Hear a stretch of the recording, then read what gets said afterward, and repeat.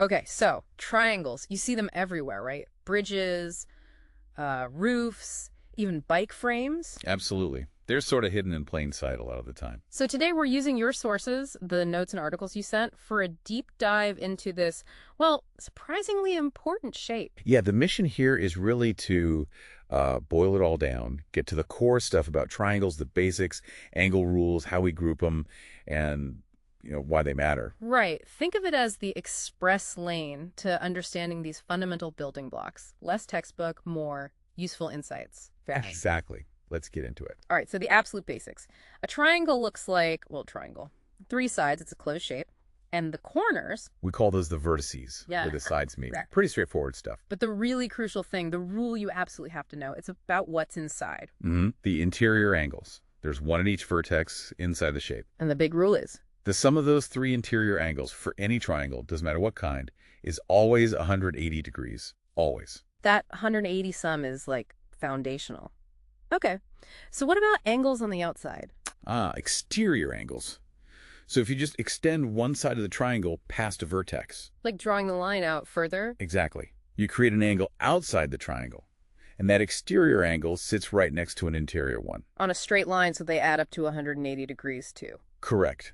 But the really interesting thing, the neat trick, involves the other angles inside. The ones not right next to it, the opposite ones. Yes, that exterior angle is always equal to the sum of the 2 interior angles on the opposite side. Oh, right. Like your notes showed angle BAC plus angle ABC. So the angle outside C equals the angles inside A and B added together. Precisely. It's a powerful shortcut. Tells you about angles across the triangle instantly. Okay, so inside, outside, the 180 rule. Got it.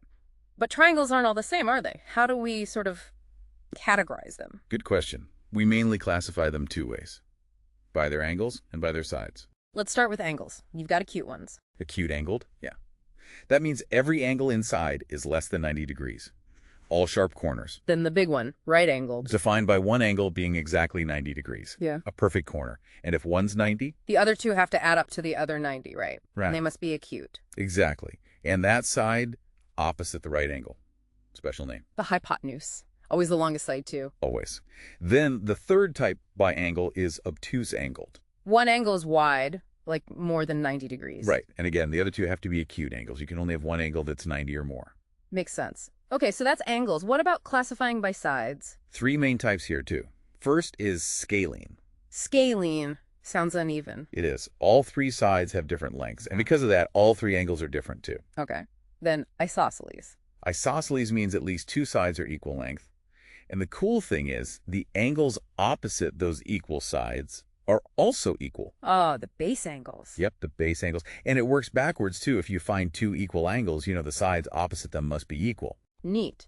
And the last one, by side, equilateral. Equilateral.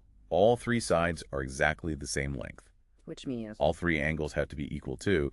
And since they add up to 180... Each one must be 60 degrees. Always. Always 60. So an equilateral triangle is also, technically, a special type of isosceles triangle, just with all 3 sides equal. And you could even combine these names. Like an isosceles right-angled triangle. Exactly. 2 equal sides forming the 90-degree angle. The other 2 angles then have to be 45 degrees each. Wow. It's quite elegant how the sides and angles are locked together like that. It really is. And these rules aren't just, abstract math. They're why triangles are so useful in building things. Because they're rigid. Yes, that rigidity is key. If you know certain things, like, say, the lengths of all 3 sides. Or maybe 2 sides and the angle between them. Right, or even 2 angles and the side between them. That's enough information to completely fix the triangle shape and size. You can draw it exactly one way. Unlike a square, which you can push over into a rhombus. Exactly. Triangles don't distort like that.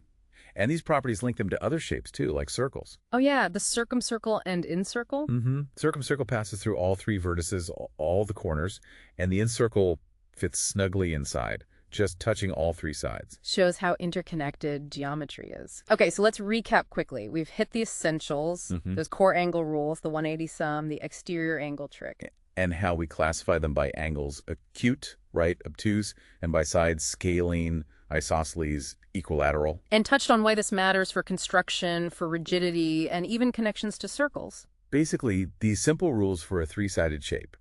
They're like the grammar for building structures and understanding a lot of geometry around us. So here's something to think about. Just knowing two angles instantly tells you the third. That constraint defines the triangle. Yeah, it's powerful. Where else might simple rules or constraints, maybe in other fields entirely, unlock really complex information or understanding? Something for you to ponder.